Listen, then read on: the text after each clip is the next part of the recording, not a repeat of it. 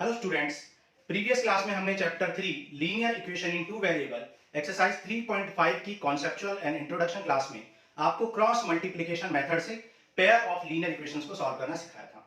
और आज की क्लास में हम पेयर ऑफ लीनियर इक्वेशंस को सॉल्व करने के क्रॉस मल्टीप्लिकेशन मेथड को की प्रैक्टिस करेंगे एक्सरसाइज 3.5 में। ठीक है, तो स्टार्ट करते हैं एक्सरसाइज 3.5 क्वेश्चन नंबर 1। देखो क्वेश्चन नंबर 1 में कह रहा है which of the following pair of linear equation has unique solution, no solution or infinite many solution. In case there is a unique solution, find it by using cross multiplication method. ठीक है, तो सबसे पहले आपको इन questions में 4 parts आपको given है। Question number 1 में चेक करना है किसका यूनिक सॉल्यूशन है, किसका नो सॉल्यूशन है, किसका इनफाइनाइट मैनी सॉल्यूशन है। और जिसके यूनिक सॉल्यूशन है, in case there is a unique solution, अगर यूनिक सॉल्यूशन है तो find it by using the cross multiplication method. तो उसे क्रॉस मल्टीप्लिकेशन मेथड से सॉल्व करना है। ठीक है, जिन लोगों ने इंट्रोडक्शन क्लास ऑफ एक्सरसाइज 3.5 नहीं देखी है तो पहले देख ले, तो ज्यादा अच्छे से आपको चीजें क्लियर हो जाएंगी। ठीक है, देखो क्वेश्चन नंबर 1 का फर्स्ट पार्ट आपको दे रखा है x minus 3y minus 3 equal to 0 और 3x minus 9y minus 2 equal to 0। ठीक है, ये आपको गिवन है। हमने क्रॉस मल्टीप्लिकेशन मेथड में आपको बताया था कि अगर दो linear equation a1x plus b1y plus c1 equal to 0 है, a2x plus b2y plus c2 equal to 0 है, तो अगर हम क्या करते हैं क्रॉस मल्टीप्लिकेशन में इस तरीके से लिख लेते हैं x upon y upon and 1 upon. ठीक है, और हम क्या करते हैं जब हमें x फाइंड करना होता है तो हम बाकी बचे हुए कोएफिशिएंट्स को यहां पर लिख लेते हैं इस तरीके से b1 b2 c1 c2। x find करना है तो इन सबको बाकी कोएफिशिएंट्स को एज इट इज लिख लेते हैं। जब हमें y फाइंड करना है तो बाकी कोएफिशिएंट्स को लिख लेते हैं, लेकिन y फाइंड करना है तो y के बाद कौन सा कोएफिशिएंट आ रहा है, c1 c2। जैसे x के बाद हमने पहले क्या लिखा था, इसको फिर इसको लिखा था। सिमिलरली b जब y निकालोगे तो किसको लिखेंगे, c1 c2 और देन फिर a1 a2। ठीक है, ये बहुत इंपॉर्टेंट बात है। तो पहले c1 c2 और फिर क्या लिखोगे a1 a2। सिमिलरली जब आप 1 की बात करेंगे, कांस्टेंट टर्म की बात करेंगे, तो हम बचे हुए को लिखेंगे। तो पहले कौन सा लिखेंगे, a1 a2 फिर b1 b2। ठीक है, इस तरीके से आपको लिखना है a1 a2 b1 b2। ठीक है, नाउ अब आप क्या करोगे, इनको क्रॉस मल्टीप्लाई कर लोगे तो क्या आ जाए x upon b1 c2 minus b2 c1 equal to y upon c1 a2 minus c2 a1 equal to 1 upon a1 b2 minus a2 b1। ठीक है, तो ये हमने ड्राइव किया था फॉर्मूला। इस फॉर्मूले के अकॉर्डिंग हम चीजों को सॉल्व करते हैं और इसी मेथड को हम क्या कहते हैं, cross multiplication method of solving pair of linear equation in two variable कहते हैं। अब आपके पास दो ऑप्शन है, या तो आप डायरेक्टली इक्वेशंस को ऐसे पुट करें जैसे हमने यहाँ पे कोएफिशिएंट्स को पुट किया है, या फिर फॉर्मूला आप याद रख लें और फॉर्मूले में पुट करें, आपकी मर्जी है। एक चीज और यहाँ पर मैंने आपको बताई थी कॉन्सेप्चुअल क्लास में कि जब c1 c2 हम लेफ्ट साइड में लेते हैं, मतलब स्टैंडर्ड इक्वेशन लेते हैं, तो यहाँ 1 होता है। लेकिन अगर ये c1 c2 इक्वल टू में गिवन है तो यहाँ पर -1 लेते हैं। ये बहुत इंपॉर्टेंट बात है, तो आप स्टैंडर्ड फॉर्म में ही याद रखें। स्टैंडर्ड फॉर्म में जब इक्वेशन होती है तो 1 होता है, अदरवाइज -1 होता है अगर उस साइड में दिए होते हैं। यहाँ पे स्टैंडर्ड फॉर्म में ही है, तो आपकी मर्जी है, चाहे तो आप डायरेक्ट फॉर्मूले में पुट करें, चाहे तो आप इस तरीके से। ज्यादा बेटर क्या रहेगा, ऐसे करोगे तो फॉर्मूला याद रखने की जरूरत नहीं पड़ेगी। देखो करते हैं कैसे करेंगे। देखो पहले हमें क्या करना था, सबसे पहले चेक करना था कि आपका जो सॉल्यूशन है वो यूनिक है या नहीं है, या नो सॉल्यूशन है, जो भी है। तो सबसे पहले कंपेयर करोगे इसको a1 से, तो a1 कितना आ जाएगा 1, b1 कितना आ जाएगा -3, c1 कितना आ जाएगा -3, a2 क्या आ जाएगा 3, b2 -9 एंड c2 क्या आ जाएगा -2। तो a1 by a2 कितना आ जाएगा, a1 by a2 आ जाएगा 1/3, b1 by b2 क्या आ जाएगा -3 by -9, कैंसिल हो गया। ठीक है, 3 3 जा 9, और c1 by c2 कितना आ गया है, c1 by c2 -3 by -2 which is 3/2। तो आपने देखा कि a1 by a2 इक्वल है b1 by b2 के, लेकिन इक्वल नहीं है c1 by c2 के, which is condition of parallel. ठीक है, यहां पर लाइंस कैसी है, पैरेलल है, और पैरेलल का मतलब होता है no solution, no common point, no intersection point. ठीक है, तो नो सॉल्यूशन, तो यहां पर कोई सॉल्यूशन ही नहीं होगा। और क्वेश्चन ने पूछा था if unique solution find it, तो यहां पर क्योंकि नो सॉल्यूशन है तो ये हो गया आंसर। अब यहां पर सॉल्यूशन ही निकल नहीं पाएगा। तो अब सेकंड पार्ट करेंगे, नोट करो। देखो सेकंड पार्ट करते हैं। 2x plus Y equal to 5, 2x plus Y equal to 5 और सेकंड इक्वेशन क्या, 3x plus 2y equal to 8। ठीक है, दो इक्वेशन आपको दे रखी है। सबसे पहले आप चेक करोगे यूनिक सॉल्यूशन है या नहीं है।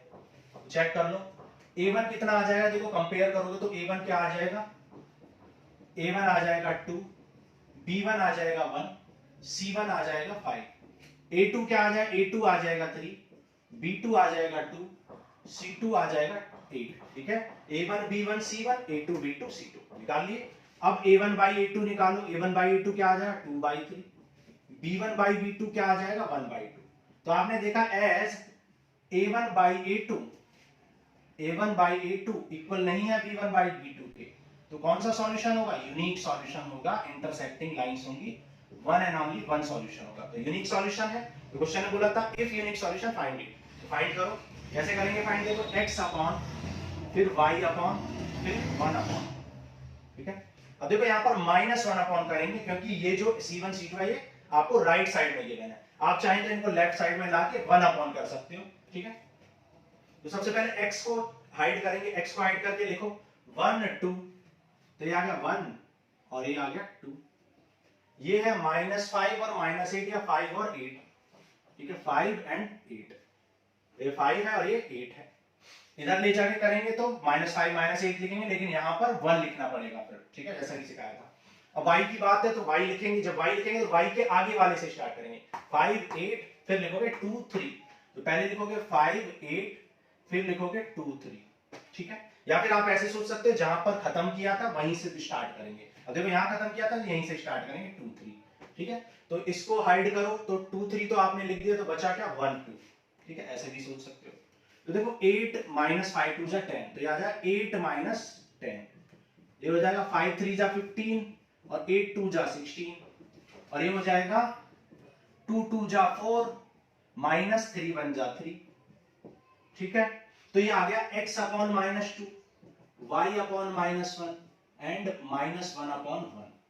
ठीक है, नाउ यहां पे सॉल्व कर लेते हैं। देखो 1 बाई 1 इनको कंपेयर करेंगे, ऑन कंपेयरिंग x अपॉन -2 को कंपेयर करेंगे -1 बाई 1 से, तो -2 डिवाइड में इधर जाएगा तो इनटू में, तो -1 इनटू -2 क्या आ जाएगा +2, तो x आ गया 2। Similarly on comparing this and this, इन दोनों को कंपेयर करोगे, y upon -1 equal to -1 upon 1, -1 into -1 हो जाएगा, तो ये आ जाएगा +1।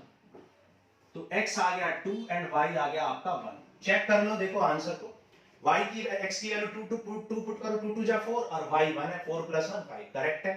2 3 जा 6 और 2 1 जा 2, 6 + 2 8 करेक्ट है। तो वेरीफाई भी आपने कर लिया और आपको 100% वेरीफाई करना चाहिए हमेशा। ठीक है, तो ये हो गया सेकंड पार्ट जिसका यूनिक सॉल्यूशन था और हमने यूनिक सॉल्यूशन फाइंड और वेरीफाई भी किया। थर्ड पार्ट करते हैं, नोट कर लो।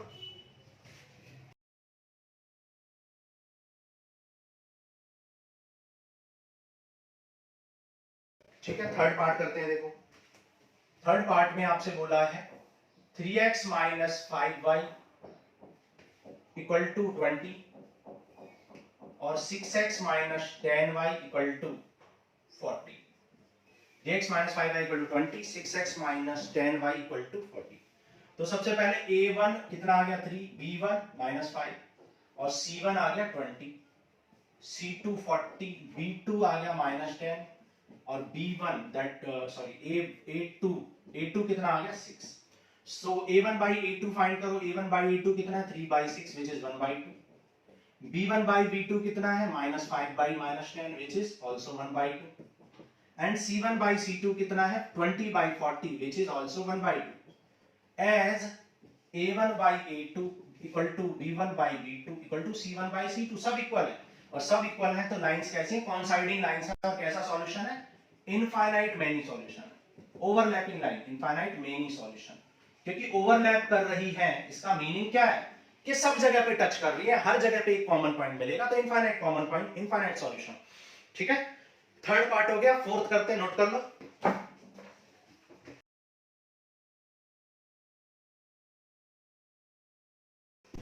फोर्थ पार्ट में आपसे बोला है x minus 3y minus 7 equal to 0, 3x minus 3y minus 15 equal to 0।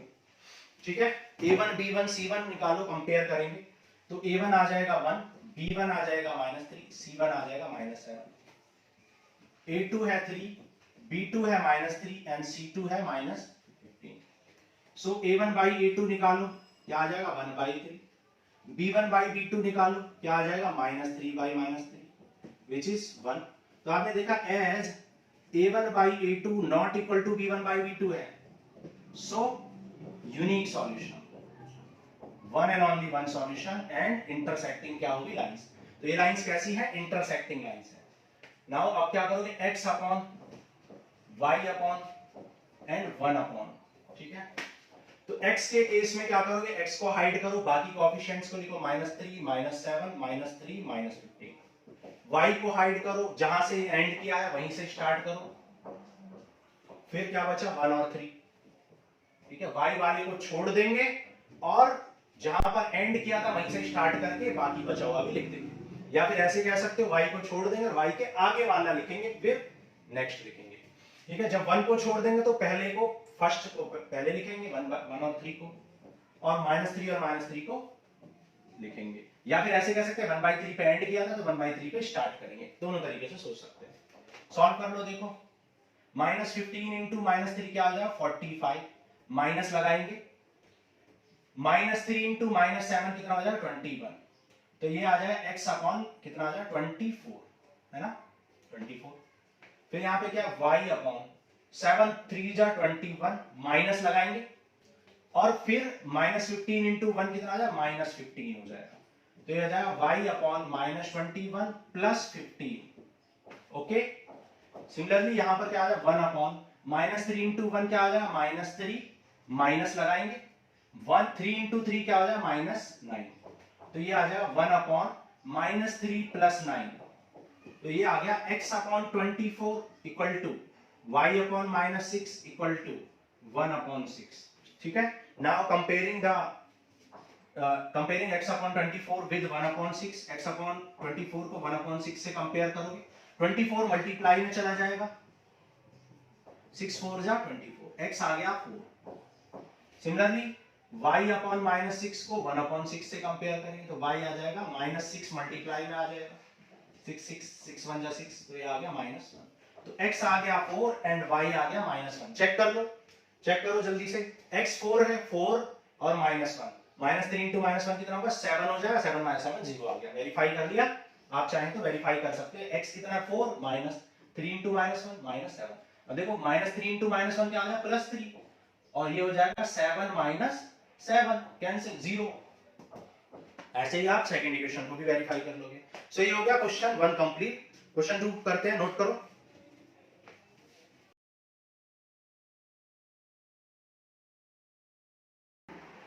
देखो क्वेश्चन नंबर 2 करते हैं। क्या for which value of a and b does the following pair of linear equation have infinite number of solution. इनमें से किस value के लिए, मतलब इन गिवन पेयर्स के लिए a और b की किस वैल्यू के लिए आपका जो सॉल्यूशन होगा वो क्या होगा, इनफाइनाइट वैल्यू सॉल्यूशन होगा। क्वेश्चन नंबर 2 का फर्स्ट पार्ट है, कह रहा है 2x + 3y = 7 and a - b * x plus a + b * y = 3a + b - 2, ठीक है, ये दे रखा है। तो कह रहा है a और b की किस वैल्यू के लिए इनफाइनाइट मेनी सॉल्यूशन होंगे। तो आप जानते हो कंडीशन ऑफ इनफाइनाइट सॉल्यूशन क्या होती है भाई, condition of infinite solution, infinite many solution की कंडीशन क्या होती है, इनफाइनाइट मेनी सॉल्यूशन की कंडीशन होती है a1/a2 = b1/b2 = c1/c2। a1 कितना है 2 है, a2 कितना है a - b, b1 कितना है 3 है, b2 कितना है a + b, c1 कितना है 7 है, और c2 कितना है 3a + b - 2। एक बात आपको ध्यान रखनी है कि आप इस बात में कभी कंफ्यूज मत होना कि ये 7 इधर है या इधर है, ठीक है, क्योंकि अगर इस 7 को इधर भी लोगे तो -7 और इसको भी इधर लोगे तो नेगेटिव नेगेटिव कैंसिल हो जाना है, ठीक है। तो now comparing this and this on comparing this and this, तो 2 अपॉन a माइनस बी को कंपेयर कर दो 3 अपॉन a प्लस बी से, क्रॉस मल्टीप्लाई कर दो 2a plus 2b equal to 3a minus 3b।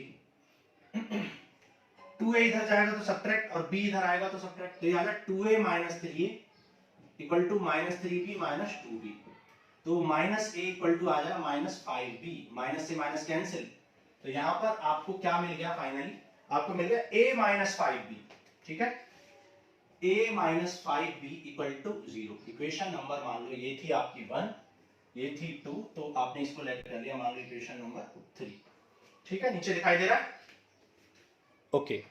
तो ये हो गई इक्वेशन नंबर आपकी 3। नाउ अब आप क्या करोगे, अब आप इन दोनों को कंपेयर करो, ठीक है, इन दोनों को कंपेयर कर लो, चाहे इन दोनों को, किसी को भी कर सकते हो। On comparing this and this, तो यहां से 3 अपॉन a प्लस बी को इक्वल कर दो 7 upon 3a plus b minus 2 के, क्रॉस मल्टीप्लाई कर लो, तो क्रॉस मल्टीप्लाई करोगे तो क्या आ जाएगा 9a plus 3b equal to minus 6, और ये हो जाएगा 7a प्लस 7a सब्ट्रैक्ट हो जाएगा 9a माइनस 7a, और 3b में से 7b सब्ट्रैक्ट हो जाएगा, तो ये आ जाएगा 2a minus 4b minus 6 equal to 0, which is equation number 4। अब देखो इक्वेशन 3 एंड 4 a और b के टर्म्स में है, और इनको अब हम सॉल्व कर सकते हैं, 2a माइनस 4b माइनस, इसको लिख लेते हैं, इक्वेशन 1 क्या थी, a minus 5b minus equal to 0, और 4 क्या है, 3 तो ये है, और 4 क्या है, 4 में इक्वल टू 6 कर लेते हैं इसको भी, तो ये होगी 4, ठीक है। नाउ अब आप इनको क्या करोगे, सॉल्व करोगे, कैसे सॉल्व करोगे, देखो a upon equal to b upon equal to 1 upon, ठीक है, 1 अपॉन, क्योंकि ये हमने राइट साइड में लिए हैं तो माइनस 1 अपॉन करोगे, ठीक है, अगर आप इस साइड में लेते, स्टैंडर्ड फॉर्म में लेते तो 1 करते, ठीक है, तो a वाले कोएफिशिएंट को छोड़ दो, बाकी कोएफिशिएंट्स को लिख लो, क्या आ जाएगा, देखो माइनस 5 माइनस 4 0 6, b वालों को छोड़ दो, और जहां से खत्म किया था वहीं से स्टार्ट करना, 0 6 से खत्म किया था तो 0 6, और ये आ गया 1 2, ठीक है। सिमिलरली 1 2 से स्टार्ट करोगे, और 1 2 के अलावा क्या लिखोगे, माइनस 4 माइनस 5 माइनस 4, कांस्टेंट वालों को छोड़ दोगे, माइनस 5 माइनस, क्रॉस मल्टीप्लाई कर लो, ये हो जाएगा 6 5 जा 30, और ये तो 4 इंटू 0 0 ही हो जाना है, ठीक है, तो ये हो जाएगा b अपॉन 0 इंटू 2 0 ही हो जाएगा, और 6 इंटू 1 6, 0 माइनस 6 है ना, यहाँ पे 0 minus 30 equal to minus 4 into 1 क्या आ जाएगा, माइनस 4, बाहर माइनस लगाएंगे, और 2 5 जा माइनस का 10, ठीक है, ये हो गया। नाउ अब आप क्या करोगे, a upon minus 30 equal to b upon minus 6 equal to minus 1 upon, अब देखो माइनस 4 प्लस 10 क्या आ जाएगा 6, ठीक है, 6 आ जाएगा। नाउ ऑन कंपेयरिंग, कंपेयर कर लो, किसको कंपेयर करोगे, पहले फर्स्ट 2 को कर लो, इन दोनों को कर लो, a upon minus 30 equal to minus 1/6, minus 30 divide में है तो इधर आएगा तो इनटू में चला जाएगा, 6 5 जा 30, तो a uh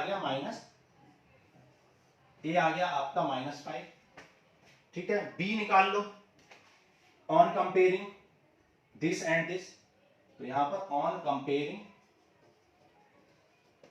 b by minus 6 and minus 1/6, तो b आ जाएगा माइनस 1/6, और ये माइनस 6 इनटू में चला जाएगा, 6 से 6 कैंसिल, तो b आ जाएगा 1, a आ गया माइनस 5, b आ गया 1, ठीक है, तो a आ चुका है माइनस 5 और b आ चुका है 1। आप वेरीफाई भी कर सकते हो, माइनस 5 रखो और 1 रखो, ठीक है, कुछ गड़बड़ की है क्या हमने, चेक करते हैं एक बार, यहाँ पे हमने गलती की है, क्योंकि ये माइनस 30 इधर गया था तो माइनस 30 आया था, और 6 5 जा 30, तो ये प्लस 5 आया था, ठीक है, अब वेरीफाई हो जाएगा। 5 देखो 5 माइनस 5 इंटू 1, 5 माइनस 5 क्या आ जाएगा 0, 5 2 जा 10, और 1 इंटू 4 4, 10 माइनस 4 6, वेरीफाई हो गया, ठीक है। हम और ये भी वेरीफाई कर सकते हैं कि अब इनफाइनाइट सॉल्यूशन आ रहे हैं या नहीं आ रहे, जैसे ही आप यहाँ पर ए और बी की वैल्यू पुट करोगे तो this upon this, this upon this और दिस अपॉन दिस सबके रेशियो इक्वल आ जाएंगे। अगर नहीं आ रहे हैं तो यू आर रॉन्ग समवेयर। ठीक है, तो ये हो गया first part of question number 2। Second करते हैं, नोट कर लो।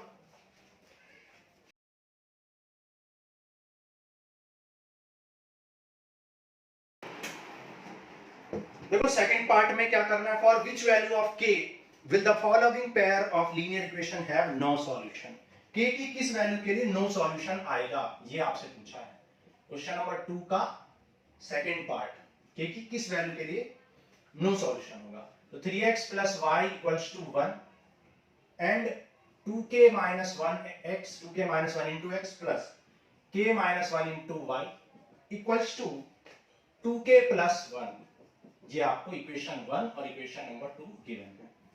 ठीक है, आपको बोला है k की किस वैल्यू के लिए आपका जो सॉल्यूशन होगा वो क्या होगा, आपका सॉल्यूशन क्या होगा, नो सॉल्यूशन होगा, ये आपसे पूछा है। ठीक है, k की वैल्यू बतानी है जिसके लिए नो सॉल्यूशन होगा। ठीक, तो देखो, तो कंडीशन ऑफ नो सॉल्यूशन क्या होती है, condition of no solution, condition of no solution क्या होती है। नो सॉल्यूशन की कंडीशन, नो सॉल्यूशन की कंडीशन होती है जब पैरेलल लाइंस होती हैं, that is a1 by a2 b1 by b2 के इक्वल होता है, लेकिन c1 by c2 इक्वल नहीं होता है।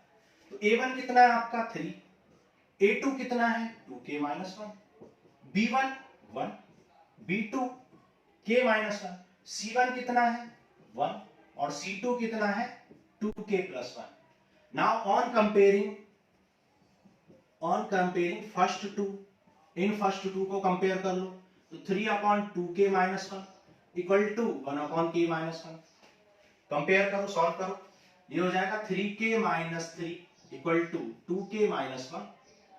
तो ये आ जाएगा 2k इधर आएगा तो सब्ट्रैक्ट हो जाएगा और 3 उधर जाएगा तो पॉजिटिव बन जाएगा, तो k इक्वल टू क्या आ गया 2। तो k की वैल्यू क्या होनी चाहिए 2 होनी चाहिए। और यहां से देख लेते हैं क्या कंडीशन मिलेगी,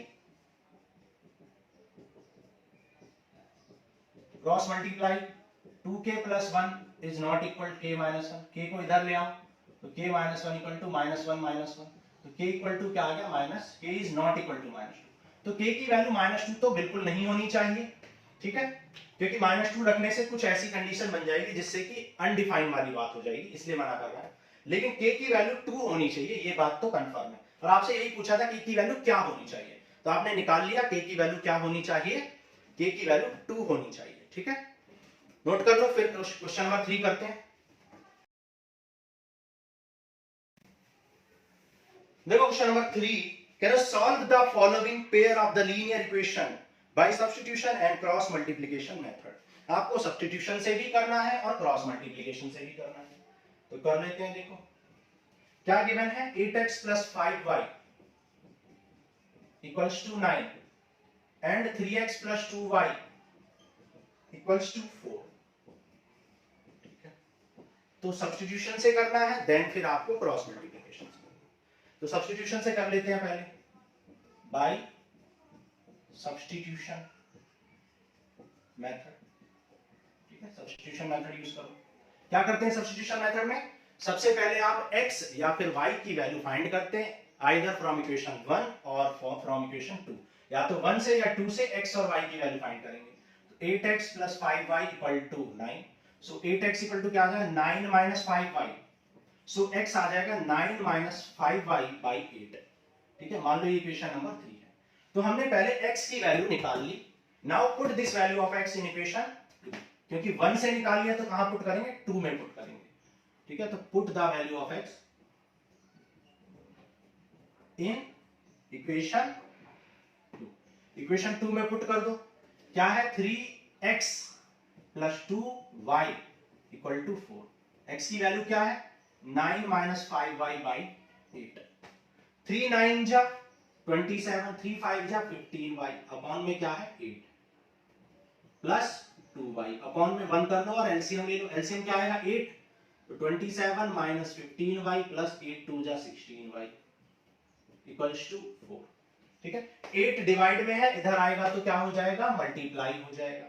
ठीक है, 8 4 जा 32 आ जाएगा, तो 27 माइनस 15 और 16, 16 माइनस 15 क्या हो जाएगा, प्लस का y इक्वल टू 32। तो y कितना आ जाए 32 माइनस 27, सो y मिल गया आपको 5। ठीक है, y मिल गया 5। Now put the value of y in equation number 3। आप 1 में भी कर सकते हो, 2 में भी। बेटर क्या है 3 में, क्योंकि जैसे ही y की वैल्यू पुट करोगे x डायरेक्ट ही आ जाएगा। ठीक है, put y equal to 5 in equation 3।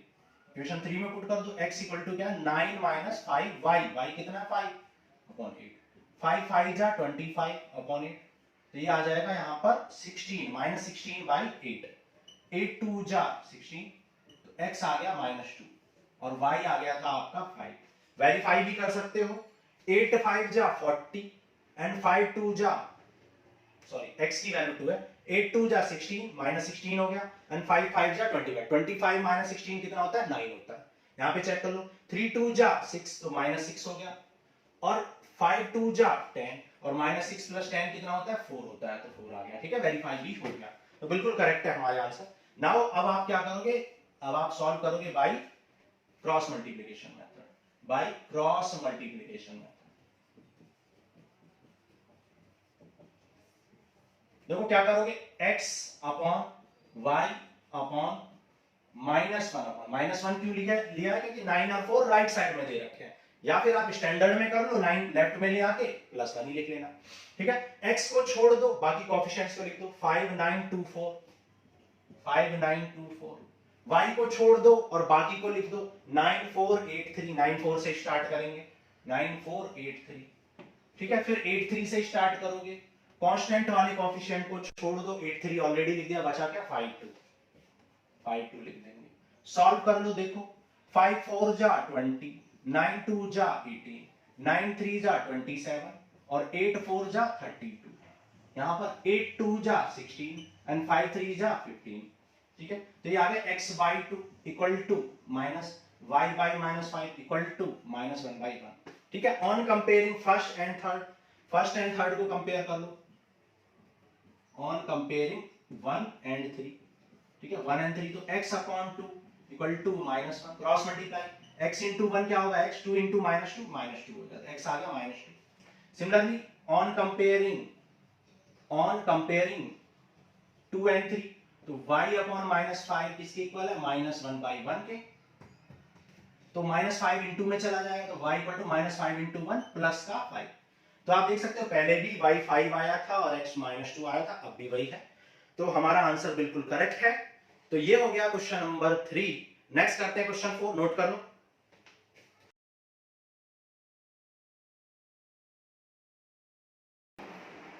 देखो क्वेश्चन नंबर 4 करते हैं, कह रहा है form the pair of the linear equation in the following problems. ठीक है, आपको क्या करना है, फॉलोइंग प्रॉब्लम्स में लीनियर पेयर की इक्वेशन बनानी है, pair of linear equation, and find their solution if they exist, और सॉल्यूशन भी निकालना है if they exist by any algebraic method, किसी भी अलजेब्रिक मेथड से आपको फाइंड करने हैं। तो करते हैं, देखो क्वेश्चन नंबर 4 का फर्स्ट पार्ट, किसी भी अलजेब्रिक मेथड से करना। देखो फर्स्ट पार्ट क्या कह रहा है, a part of a monthly hostel charge is fixed. ठीक है, जो मंथली हॉस्टल चार्ज है उसका एक पार्ट तो फिक्स है, कुछ तो पे करना ही, and the remaining depends on the number of days one has taken foods in the mess, और मेस से कितने दिन खाना लिया है आपने उसके ऊपर डिपेंड करता है बाकी जो चार्ज है। ठीक है, ओके, कुछ चार्ज फिक्स है, कुछ चार्ज डेज के ऊपर डिपेंड करता है, कितने डेज आपने मेस से खाना लिया है। When student A takes food for 20 days, एक स्टूडेंट ने 20 दिन के लिए खाना लिया, she has to pay 1000 as hostel charge, उसे 1000 रुपए देने पड़े। Whereas a student B who takes food for 26 days, एक दूसरे स्टूडेंट ने 26 दिन के लिए खाना लिया एंड उसने 1180 रुपीज पे किए as a hostel charge. Find the fixed charge and the cost of food per day. आपको मैंने बताया था जो भी पूछा जाता है उसको आप क्या कर लेते हो, लेट कर लेते हो।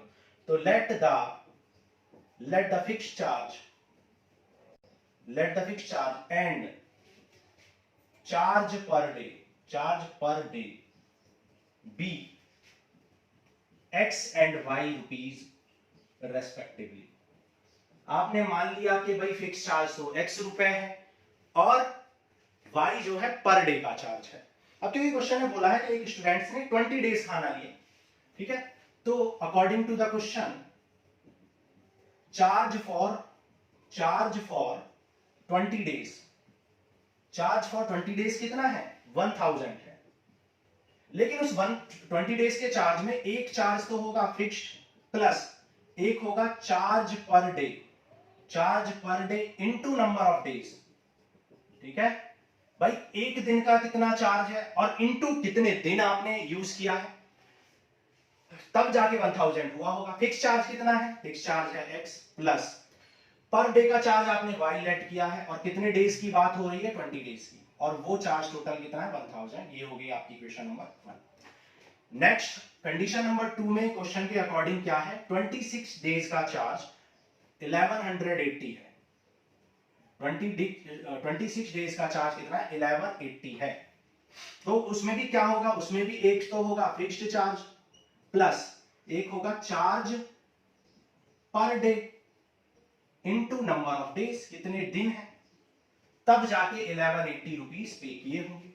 फिक्स चार्ज आपको पता है कितना है x रुपीज है, और पर नंबर ऑफ डेज कितने हैं, नंबर ऑफ डेज हैं 26 और पर डे का y रुपीज है, इक्वल टू क्या आ जाए 1180। This is equation number 2। Now solving equation number 2 by elimination method. सबसे इजी हमें एलिमिनेशन लगता है, आप चाहें तो आपको अगर सब्स्टिट्यूशन इजी लगता है तो आप सब्स्टिट्यूशन लगा सकते हो, कोई परेशानी नहीं है, जो भी आपको इजी लगे। एलिमिनेट कर दो, नेगेटिव से नेगेटिव कैंसिल, 20 माइनस 26 माइनस 6, और ये हो गया माइनस 180, माइनस से माइनस 1 कैंसिल, और 6 3 जा 18, तो y आ गया 30। y कितना आ गया 30। Now put the value of y in equation number 1 और 2 एज यू वांट। तो मान लो 1 में हम पुट कर लेते हैं, 1 क्या थी x plus 20y equal to 1000, और y की वैल्यू कितनी है 30 है, तो ये हो गया 600 इक्वल टू 1000, तो x आ जाएगा 1000 माइनस 600 दैट इज 400, ठीक है। तो आप कह सकते हैं कि फिक्स्ड चार्ज कितना है, fixed charge of hostel is 400। भाई फिक्स चार्ज तो कितना है 400 है, जबकि चार्ज पर डे कितना है 20 रुपीज है। चार्ज पर डे का चार्ज कितना है 30 रुपीज है। एंड ये हो गए आपके आंसर। चेक भी कर सकते हो भाई, 400 रुपए फिक्स चार्ज था और 30 दिन का 30 रुपए पर डे था, और दिन कितने थे 20, तो 30 रुपए के हिसाब से 20 दिन के कितने हो गए 600 रुपए, और 400 फिक्स, तो तभी तो 1000 हुए होंगे, ठीक है। अब देखो इस क्वेश्चन को हम बिना पेन के भी कर सकते हैं, थोड़ी सी देर में ये क्वेश्चन हो जाएगा। आप ये बताओ कि फिक्स चार्ज तो दोनों को ही देना पड़ रहा है, चाहे वो 20 डेज फूड को जो भी यूज करे या 26 डेज को करे, दोनों ही केस में उसको फिक्स चार्ज तो देना ही है, लेकिन पर डे का चार्ज अलग है, ठीक है। एक ने 20 डेज खाने लिया है, एक ने 26 डेज लिया है, तो उस कितने रुपए एक्स्ट्रा पे किया, 180 रुपीज एक्स्ट्रा पे किया। आप मुझे बताओ 180 एक्स्ट्रा क्यों पे किए, क्योंकि उसने 6 दिन एक्स्ट्रा खाना यूज किया, मतलब 6 दिन के उसने 180 पे किए हैं, तो एक दिन का 6 3 18, तो एक दिन का चार्ज 30 रुपए हो गया आंसर। एक दिन का चार्ज 30 रुपए, और जब एक दिन का चार्ज 30 रुपए हो गया तो 20 दिन का 600 होना चाहिए था, फिर 1000 क्यों ले रहा है, क्योंकि 400 रुपए फिक्स चार्ज है। आंसर हो गया, ठीक है। तो बिना पेन के इस क्वेश्चन को कर सकते हो। एक्सरसाइज 3.2 3.3 3.4 में सब में फिक्स चार्ज का एक क्वेश्चन है, और हमने सबको बिना पेन के भी आपको बताया है, ठीक है। तो ये हो गया फर्स्ट पार्ट। सेकंड करते हैं, नोट कर लो। देखो नेक्स्ट क्वेश्चन करते हैं, क्वेश्चन नंबर 4 का फोर्थ पार्ट। कह रहा है fraction become 1/3 when 1 is subtracted from the numerator. Numerator से अगर क्या सब्ट्रैक्ट कर देते हैं 1, तो वो 1/3 बन जाता है fraction. It become 1/4 when 8 is added to the denominator. अगर डिनोमिनेटर में 8 ऐड कर देते हैं तो फ्रैक्शन कितना बन जाता है, it becomes 1/4। Find the fraction, fraction find करना है। क्वेश्चन नंबर 4 का सेकंड पार्ट हम कर रहे हैं। जो चीज पूछी जाती है उसको हम क्या कर लेते हैं, लेट कर देते हैं। तो let the fraction be x upon y। माना फ्रैक्शन क्या है, x अपॉन y है। Now according to the question ने क्या कहा है कि अगर 1 is subtracted from the numerator, अगर न्यूमरेटर में से 1 सब्ट्रैक्ट कर दें, तो देखो न्यूमरेटर में से 1 सब्ट्रैक्ट कर दिया तो नया फ्रैक्शन क्या बन जाता है 1/3 बन जाता है। सेकंड कंडीशन क्या बोली है? सेकंड कंडीशन बोली है condition number first and condition number second. Second number क्या बोली है? If 8 is added to the denominator, अगर डिनोमिनेटर में 8 ऐड कर देते हो तो फ्रैक्शन बिकम 1/4, फ्रैक्शन 1/4 बन जाता है। Find the fraction, fraction find करो। ठीक है, तो देखो ये 3 डिवाइड में है, इधर आएगा तो इनटू में, तो 3x - 3, और y डिवाइड में इधर आएगा तो इनटू में, या फिर क्रॉस मल्टीप्लाई, y इधर आएगा तो 3x - y = 3, इक्वेशन नंबर 1 हो गई। यहां पर 4x = y + 8 हो जाएगा, 4 इधर आएगा तो सब्ट्रैक्ट हो जाएगा, माइनस हो जाएगा, = 8। ये हो गई इक्वेशन नंबर 2। ठीक है, नाउ ये हो गई इक्वेशन 1 और ये हो गई इक्वेशन 2। सॉल्व कर लो इसको, क्या आ जाएगा देखो, 3x - y = 3 है और 4x - y = 8 है। साइन चेंज कर दो, नेगेटिव को पॉजिटिव, पॉजिटिव को नेगेटिव, कैंसिल। 7 ये हो जाएगा 4, 3 - 4 -x, और ये हो जाएगा -5, माइनस से माइनस कैंसिल, तो x आ गया आपका 5, x आ गया 5। Now put the value of x in equation number 1, 2 और जिसमें भी आपको पुट करना, पुट x = 5 इन इक्वेशन 1। ठीक है, इक्वेशन 1 में पुट कर दो, इक्वेशन 1 में x की वैल्यू पुट करो,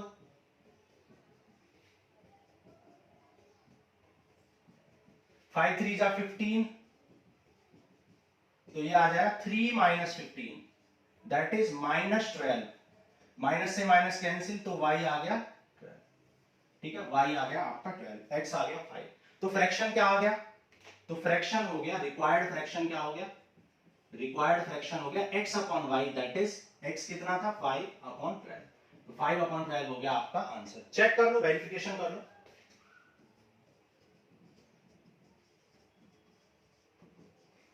वेरिफिकेशन करो, क्या है फ्रैक्शन? 5/12। कह रहा न्यूमरेटर से 1 सब्ट्रैक्ट कर दे तो 1/3 बन जाना चाहिए। देखो 1 सब्ट्रैक्ट करोगे तो क्या आ जाए? 4/12 व्हिच इज 1/3, तो करेक्ट है। ठीक है, फिर क्या बोला था सेकंड कंडीशन में? अगर 8 ऐड कर दे डिनोमिनेटर में, तो डिनोमिनेटर में 8 ऐड कर लो। अगर 8 ऐड कर दे डिनोमिनेटर में तो क्या हो जाता है? तो फ्रैक्शन 1/4 बन जाता है। तो देखो 1/4 बन गया, 5 1 जा 5 4 जा, तो ये भी करेक्ट है। तो आंसर बिल्कुल हमारा करेक्ट है, वेरीफाई भी हमने कर लिया। सो ये हमने कर लिया क्वेश्चन नंबर 4 का सेकंड पार्ट। नोट कर लो, फिर थर्ड करते हैं।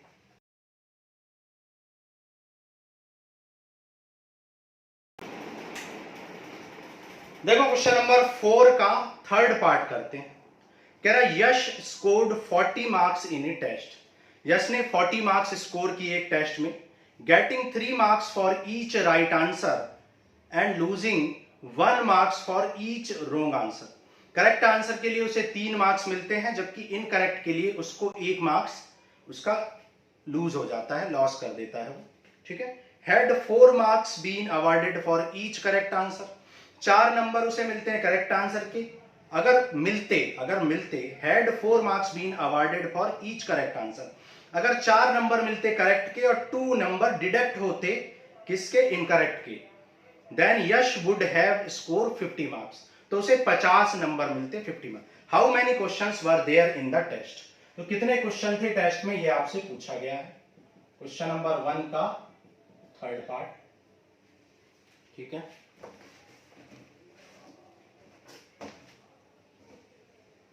एक मिनट। क्वेश्चन नंबर 1 का थर्ड पार्ट।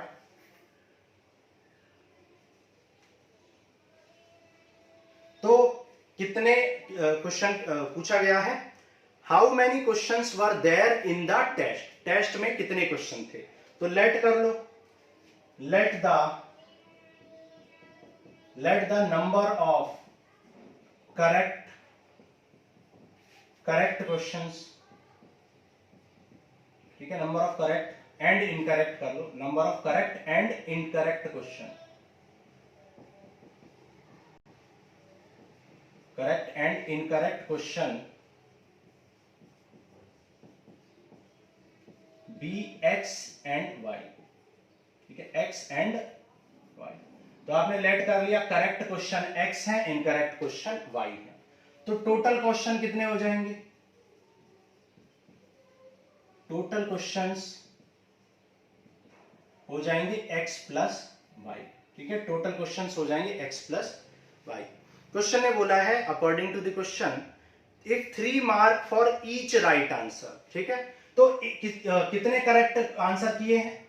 x, तो कितने मार्क्स मिलेंगे according to the question?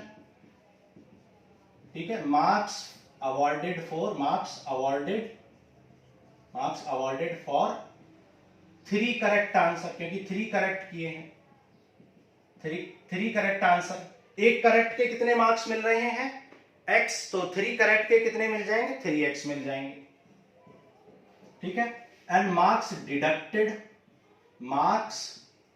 Deducted for 1 incorrect, तो एक इनकरेक्ट के लिए कितने डिडक्ट होंगे? y डिडक्ट होंगे, क्योंकि एक गलत के लिए कितने डिडक्ट हो रहे हैं? y, और एक ही इनकरेक्ट है, तो कितने मार्क्स मिलने चाहिए? 3x minus y। भाई इतने मार्क्स मिलेंगे और इतने क्या हो जाएंगे? डिडक्ट हो जाएंगे, लूज कर देगा, तो 3x माइनस y। और जबकि क्वेश्चन के अकॉर्डिंग उसे कितने मार्क्स मिले हैं? 40 मार्क्स मिले हैं। ठीक है, नेक्स्ट कह रहा है कि अगर if 4 marks been awarded for each correct answer, अगर करेक्ट आंसर के लिए 4 मार्क्स मिलते, ठीक है, तो यहां पर 3 क्या है? मार्क्स अवॉर्डेड फॉर, ये था marks awarded when 3 marks are awarded for correct answer. ठीक है, ऐसा था। तो अकॉर्डिंग टू द क्वेश्चन यहां पर क्या है? When 4 marks awarded for correct answer, correct answer के लिए अगर 4 मार्क्स क्या करेंगे? अवॉर्ड करेंगे, तो 4x मिल जाएंगे। ठीक है, और मार्क्स डिडक्टेड, ठीक है, मार्क्स डिडक्टेड कितने हो जाएंगे? जब 3 मार्क्स जब 2 मार्क्स डिडक्ट होते हैं, किसके लिए? 2 मार्क्स डिडक्ट होते हैं इनकरेक्ट के लिए। तो कितने इनकरेक्ट हैं? y इनकरेक्ट है, तो 2 मार्क्स के हिसाब से 2y डिडक्ट हो जाएंगे।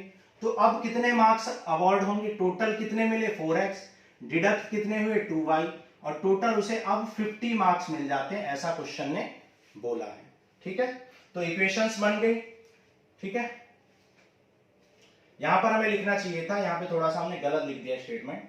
यहां पे अब हमें लिखना था when 3 marks awarded, when 3 marks awarded for correct answer, awarded for correct. ठीक है, जब करेक्ट के लिए 3 नंबर मिलते हैं, कितने करेक्ट क्वेश्चन है? x, तो 3x हो जाएगा। ठीक है, ये क्या है? Number of correct and incorrect questions. ठीक है, ये ठीक है। नाउ यहां पर क्या लिखोगे? When 1 marks is deducted for incorrect, जब इनकरेक्ट के लिए 1 नंबर कट रहा था, तो y क्वेश्चन के लिए y नंबर कट जाएंगे। ठीक है, नाउ इसको अब आप सॉल्व कर लो। मान लो क्रॉस मल्टीप्लिकेशन से कर लेते हैं।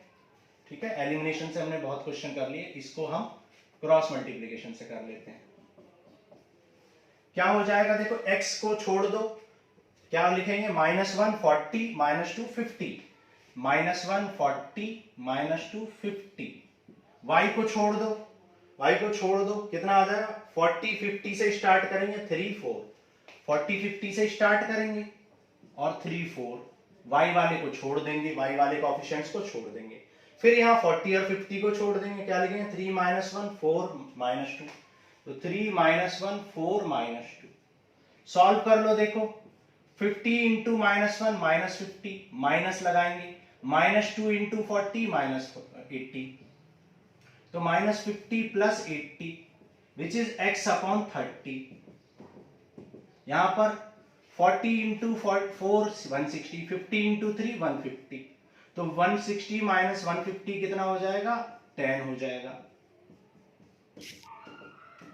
यहां पर -2 इंटू -3 -6, 4 इंटू -1 +4, तो -1 अपॉन -2, 1 से 1 कैंसिल, क्या आ जाएगा? 1/2। ठीक है, now comparing first and last, तो x अपॉन 30 कितना है? 1/2, तो x कितना आ जाएगा? 30 मल्टीप्लाई में चला जाएगा, 30/2 that is 15। Similarly y upon 10 equal to 1/2, तो 10 क्या हो जाएगा? मल्टीप्लाई में चला जाएगा, 2 5 जा 10, तो यहां से y आ जाएगा 5, तो x आ गया 15 एंड y आ गया आपका 5। चेक कर लो, देखो चेक कर लेते हैं। देखो जब 15 करेक्ट आंसर थे तो 15 3 जा 45 और 5 मार्क्स इनकरेक्ट के, 45 माइनस 5 40, ठीक है। सिमिलरली 15 इंटू 4 60 और 5 2 जा 10, 60 माइनस 10 50, चेक हो गया।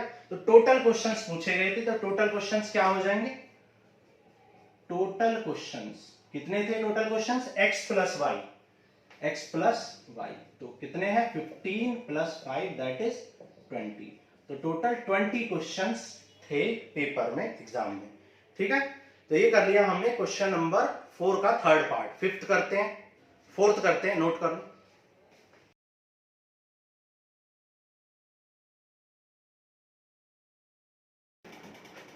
देखो क्वेश्चन नंबर 4 का फोर्थ पार्ट करते हैं। कह रहा place A and B are 100 kilometre apart on highway, ठीक है। दो डिस्टेंस है, दो प्लेस है, एक प्लेस ए है और एक प्लेस बी है, और इनका डिस्टेंस कितना है 100 किलोमीटर है हाईवे पर, ठीक है। One car starts from A, एक कार ए से स्टार्ट हो रही है, and another car starts from B at the same time, same time पर एक कार ए से स्टार्ट हो रही है और एक कार बी से स्टार्ट हो रही है, ठीक है। कह रहा if the car travels in the same direction at different speed, अगर सेम डायरेक्शन में चले, सेम डायरेक्शन का मतलब क्या है, अगर नॉर्थ में चल रही है तो दोनों ही नॉर्थ में, मतलब अगर कार ए इस डायरेक्शन में चल रही है तो बी भी इसी डायरेक्शन में चल रही है, ये मतलब है, ठीक है। अगर कार ए और बी सेम डायरेक्शन में चलती है, दे मीट इन 5 आवर्स, तो वो 5 घंटे बाद मिल जाती है, ठीक है, 5 घंटे बाद मिल जाती है। तो सबसे पहले बात करते हैं, जितनी इंफॉर्मेशन हमने रीड कर ली उसी के बारे में बात करते हैं। क्वेश्चन नंबर 4 का फोर्थ पार्ट लेट कर लेंगे सबसे पहले। Let the speed of car A and car B, हमने कार ए और कार बी लेट कर लिया, ठीक है। ए जो पॉइंट से स्टार्ट हो रही है उसको कार ए, और जो बी से स्टार्ट हो रही है उसको car B. Let the speed of car A and car B be x and y kilometre per hour, k and p h, ठीक है। X and y kilometre per hour हमने लेट कर लिया। अब देखो आपको एक बात यहां पर समझनी पड़ेगी, जब भी कोई दो चीजें, जब भी कोई दो ट्रेन्स या कोई भी दो ऑब्जेक्ट्स एक ही डायरेक्शन में ट्रेवल करते हैं, एक ही डायरेक्शन में, तो वहां पर क्या हो जाती है, स्पीड उनकी ऐड हो जाती है, उनकी सब्ट्रैक्ट हो जाती है, सॉरी सब्ट्रैक्ट हो जाती है। क्योंकि एक बात बताओ, अगर कोई ट्रेन चल रही है और एक दूसरी ट्रेन भी उसी स्पीड से चल रही है, या मैं अगर किसी स्पीड से भाग रहा हूं और मेरे साथ कोई और दूसरा कोई लड़का भी उतनी स्पीड से भाग रहा है, तो दो लोग जब उसी स्पीड से भागेंगे तो उनकी रिलेटिव स्पीड वो एक दूसरे के रेस्पेक्ट में 0 स्पीड से भागेंगे, क्योंकि दोनों एक दूसरे के साथ ही चलेंगे और ऐसा लगेगा कि दोनों भाग ही नहीं रहे हैं, दोनों कांस्टेंट हैं, फिक्स हैं एक ही पॉइंट पे, मतलब उनकी रिलेटिव स्पीड 0 हो जाएगी, ठीक है। लेकिन अगर एक बंदा 10 किलोमीटर पर आवर की स्पीड से भाग रहा है और एक बंदा 5 किलोमीटर पर आवर की स्पीड से भाग रहा है, तो 1 घंटे बाद उनके जो गैप हो जाएगा वो 5 किलोमीटर का हो जाएगा। क्यों? क्योंकि एक ने भागा 10 किलोमीटर पर आवर से और दूसरा भागा है 5 किलोमीटर पर आवर से, तो 5 किलोमीटर पर आवर का उनका क्या चल रहा है, रिलेटिव स्पीड चल रही है। इसका मतलब 1 घंटे में वो 5 ही किलोमीटर ट्रेवल कर पाएंगे, ठीक है। तो यहां पर वही कॉन्सेप्ट है। लेकिन अगर दोनों एक ही डायरेक्शन में चलते हैं, एक ही डायरेक्शन में, तो उस डिस्टेंस को दोनों एक साथ कवर करते हैं। सपोज इसी क्वेश्चन में, जैसा कि सेकंड कंडीशन में बोला हुआ है कि अगर दोनों एक ही डायरेक्शन में चले, सेम डायरेक्शन में टुवर्ड्स ईच अदर, तो तब उस 100 किलोमीटर को वो कैसे कवर करेंगे, 100 किलोमीटर दोनों मिलके कवर करेंगे, दोनों की स्पीड से, है ना। क्योंकि अगर ये 10 चलेगा और मान लो ये भी 10 चल रहा है, तो 1 घंटे में 20 चल जाएंगे, 2 घंटे में 40, मतलब दोनों स्पीड ऐड हो रही है, ठीक है। तो ये बात आपको समझना है, रिलेटिव स्पीड का यहां पर कॉन्सेप्ट चलेगा, ठीक है। तो यहां पर देखो क्या बोला हुआ है कि अगर वो एक दूसरे, मतलब अगर वो सेम डायरेक्शन में चलते हैं, सेम डायरेक्शन में, तो उन्हें 5 आवर्स लगते हैं, और अगर वो टुवर्ड्स ईच अदर चलते हैं, अगर वो टुवर्ड्स ईच अदर चलते हैं ऐसे, तब उन्हें 1 घंटा लग जाता है उस डिस्टेंस को कवर करने में, ठीक है, उस डिस्टेंस को कवर करने में, ओके। तो यहां पर देखो स्पीड इक्वल टू क्या होता है, distance upon time, distance upon time. देखो अब सबसे पहले केस 1 ले लेते हैं, केस 1 में क्या है, कौन सी स्पीड लेंगे, ये x स्पीड से भाग रहा है, ये y स्पीड से, ठीक है। तो ये x स्पीड से कार ट्रेवल कर रही है y से, तो इनकी रिलेटिव स्पीड क्या हो जाएगी, x माइनस y। अगर हम लेट कर लें x is greater than y, तो क्या हो जाएगा x माइनस y, स्पीड क्या हो जाएगी x माइनस y, और डिस्टेंस कितनी है, डिस्टेंस है 100, और टाइम कितना लगता है क्वेश्चन के अकॉर्डिंग 5 आवर्स लग जाते हैं। तो हम कह सकते हैं कि x माइनस वाई कितना है 20 किलोमीटर पर आवर है, क्योंकि ये स्पीड है, relative speed. Similarly case two में क्या होगा, रिलेटिव स्पीड, क्योंकि जब एक दूसरे की तरफ चलेंगे, टूवर्ड्स ईच अदर चलेंगे, तो दोनों मिलकर डिस्टेंस को कवर करेंगे। तो x plus Y equal to क्या आ जाएगा 100 upon 1, that is distance upon time 1 hour है। तो यहाँ पर x प्लस वाई कितना हो जाएगा 100 हो जाएगा। तो ये हो गई आपकी इक्वेशन नंबर 1 और ये हो गई आपकी इक्वेशन नंबर 2।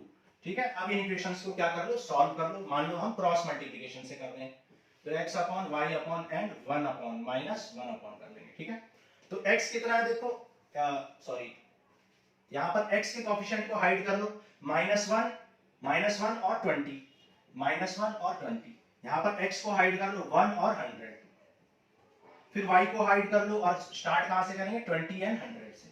तो 20 एंड 100 से स्टार्ट करेंगे, y को हाइड कर लेना, तो x बचेगा दैट इज 1 एंड 1। ठीक है, सिमिलरली जब कांस्टेंट टर्म को हाइड करेंगे 20 और 100 को, तो क्या बचेगा 1 1 माइनस 1 1। ठीक है, 1 1 माइनस 1 1। सॉल्व कर लो इसको, 100 इंटू माइनस 1 कितना हो जाएगा -100, 20 इंटू 1 कितना हो जाएगा 20। ठीक है, y upon 20 into 1 20, 100 minus 1 100। Okay, अब ये कितना आया -1 अपॉन 1 इंटू 1 1 माइनस 1 इंटू -1 -1। ठीक है, बीच में माइनस लगाएंगे अपनी तरफ से, तो ये आ जाएगा -120, ये आ जाएगा -80 और ये आ जाएगा माइनस इंटू माइनस प्लस, तो 1 upon 2। Now comparing first and third को कंपेयर करो, तो ये 120 मल्टीप्लाई में चला जाएगा -1/2 इंटू -120, 2 से 2 कैंसिल, 2 से 60, तो +60 आ जाएगा, माइनस इंटू माइनस, x आ गया 60। Similarly y upon -80 equal to -1/2, तो 80 यहाँ पर मल्टीप्लाई में चला जाएगा, 240 आ जाएगा, तो प्लस का 40 आ जाएगा। ठीक है, तो आप देख सकते हो कि x की वैल्यू आ गई है 60 एंड y की वैल्यू आ गई है 40। तो कार A की स्पीड क्या आ गई 60, स्पीड ऑफ कार A, और speed of car which is starting from A is 60 kilometre per our, and speed of car B or speed of car that is starting from B is 40 kilometre per our, and this will be our answer। आप check भी कर सकते हो, बहुत easy है। जब दोनों ही एक ही डायरेक्शन में चलेंगे, तो एक घंटे में ये 60 चलेगा और ये 40 चलेगा, तो दोनों मिलके 100 किलोमीटर की दूरी को एक ही घंटे में ट्रेवल कर लेंगे। लेकिन जब ये इस डायरेक्शन में चलेगा और ये भी उसी डायरेक्शन में चलेगा, तो ये 60 की स्पीड से चल रहा है, ये 40 की स्पीड से चल रहा है, तो 60 की स्पीड से ये 5 घंटे की बात हो रही है, 60 की स्पीड से 5 घंटे में 300 किलोमीटर चलेगा, और ये 5 घंटे में 40 की स्पीड से 200 किलोमीटर चलेगा। तो जब ये 300 चल लेगा और ये 200 चल लेगा, तो दोनों एक दूसरे को क्या कर लेंगे, पकड़ लेंगे, मीट कर लेंगे। ठीक है, तो यही क्वेश्चन ने पूछा था। तो काफी इंपॉर्टेंट क्वेश्चन है ये सारे, 3.5 के जो वर्ड प्रॉब्लम्स है। फिफ्थ पार्ट करते हैं, नोट कर लो।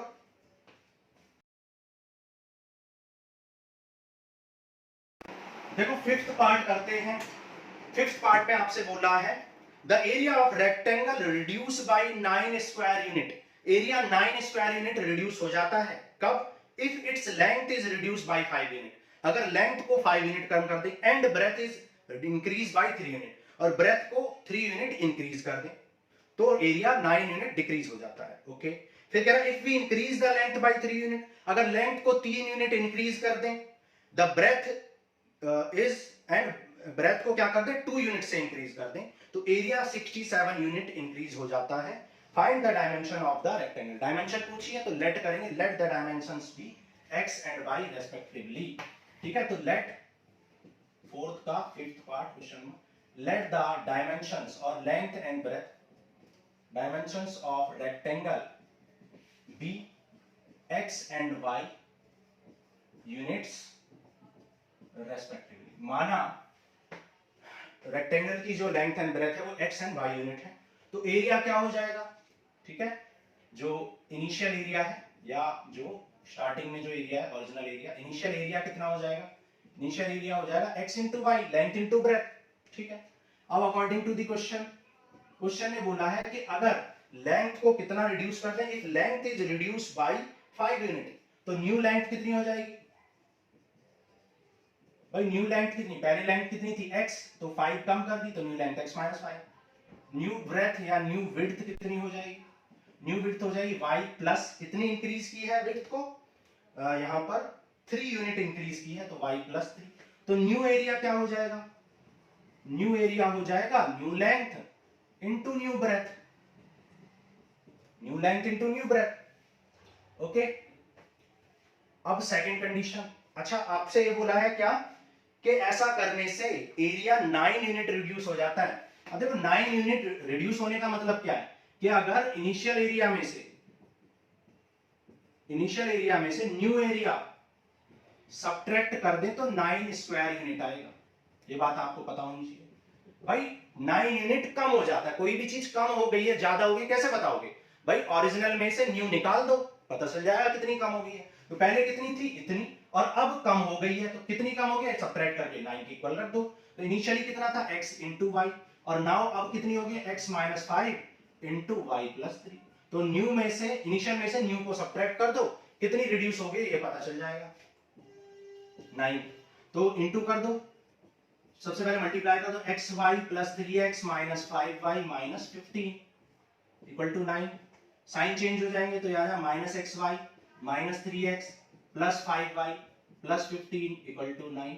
ठीक है, एक्स वाई से एक्स वाई कैंसिल, तो कितना आ गया, ये आ गया 9 को इधर ले आओ तो आ जाएगा minus 3x plus 5y, 15 minus 9 कितना हो जाएगा 6 इक्वल टू 0। ये हो गई आपकी इक्वेशन नंबर 1। ठीक है, इक्वेशन 1 हो गई। सिमिलरली इक्वेशन 2 निकालो। According to the question second condition के अकॉर्डिंग क्या हो जाएगा, यहां पर क्या हुई है, लेंथ को इंक्रीज किया है बाय 3 यूनिट और ब्रेथ को 2 यूनिट। तो न्यू लेंथ कितनी हो जाएगी, न्यू लेंथ और न्यू ब्रेथ कितनी हो जाएगी या विड्थ कितनी हो जाएगी, ये हो जाएगी x प्लस और ये हो जाएगी y प्लस। इसको कितना किया है 3 यूनिट और 2 यूनिट, तो ये 3 यूनिट है और ये 2 यूनिट है। तो न्यू एरिया क्या हो जाएगा, न्यू एरिया हो जाएगा length into breadth, new length into new breadth. ठीक है, ऐसा करने से एरिया कितना इंक्रीज हो जाता है, 67 स्क्वायर यूनिट इंक्रीज हो जाता है।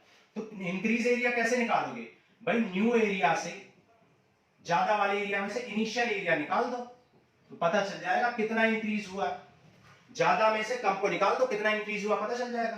तो x plus 3 into y plus 2 equal to minus initial area equal to 67। तो आ जाएगा x y plus 2x plus 3y plus 3 2 जा 6, एक्स वाई से एक्स वाई कैंसिल हो जाएगा तो 2x प्लस 3y, और ये 67 को इधर ले आओ तो 6 माइनस 67 कितना हो जाएगा 61 इक्वल टू 0। तो ये हो गई आपकी इक्वेशन नंबर 2। इक्वेशन 1 और 2 को लिख लो। इक्वेशन 1 क्या, 3x plus 5y equal to plus 6 equal to 0, और यहाँ पर 2x plus 3y minus 61 equal to 0। Okay, now इसको क्या कर लोगे, कंपेयर कर लो a1 b1 c1, या फिर हम विदाउट फॉर्मूला कर लेते हैं जैसा कि करते आ रहे हैं। क्रॉस मल्टीप्लिकेशन मेथड लगा रहे हैं क्योंकि कम क्वेश्चन हमने सॉल्व किए क्रॉस मल्टी से। आप चाहें तो कोई भी मेथड लगा सकते हैं, सब कुछ आपको सिखा चुके हैं। ठीक है, x को छोड़ दो, क्या आ जाएगा 5 6 3 माइनस 61, y को छोड़ दो और 6 61 से स्टार्ट करो, माइनस 3 2, फिर कांस्टेंट टर्म को छोड़ दो, माइनस 3 5 2 3, दिखाई दे रहा है उधर। तो ये हो गया। नाउ सॉल्व कर लो इसको, देखो 5 इंटू ये हो जाएगा 5 6 जा 30 और 6 3 जा 18, तो ये आ गया x अपॉन 323। ठीक है, देखते हैं कुछ अजीब सा आंसर आ रहा है वैसे तो। ये हो जाएगा 6 2 जा 12 प्लस 3 6 जा 18, तो ये आ जाएगा 195 इक्वल टू, और ये आ गया 3 3 जा 9 माइनस का 9 एंड 5 2 जा 10, तो ये आ जाएगा माइनस का 19। ठीक है, नाउ फर्स्ट और थर्ड को कंपेयर करो तो x की वैल्यू कितनी आ जाएगी, दिस मल्टीप्लाई में, तो ये 1 अपॉन 19 इंटू माइनस 323, माइनस से माइनस कैंसिल, तो 19 1 जा 19, कितना बचेगा देखो 13। ठीक है, 19 1 जा 19, तो कितना बच जाएगा 32 माइनस 19 कितना हो जाएगा 13 बच जाएगा, 133 बचेगा, और 19 7 जा 133 है ना, तो x आ गया 17। सिमिलरली यहाँ पर y अपॉन 195 को इक्वेट कर दो -1/19 के, तो y आ जाएगा -1/19 इंटू -195। तो 19 ये कैंसिल नहीं हो रहा है, ठीक है, कुछ गड़बड़ लग रही है, देखते हैं क्या गड़बड़ किया हमने। 6 2 जा 12, 3 बन जाए, 3 6 जा 18।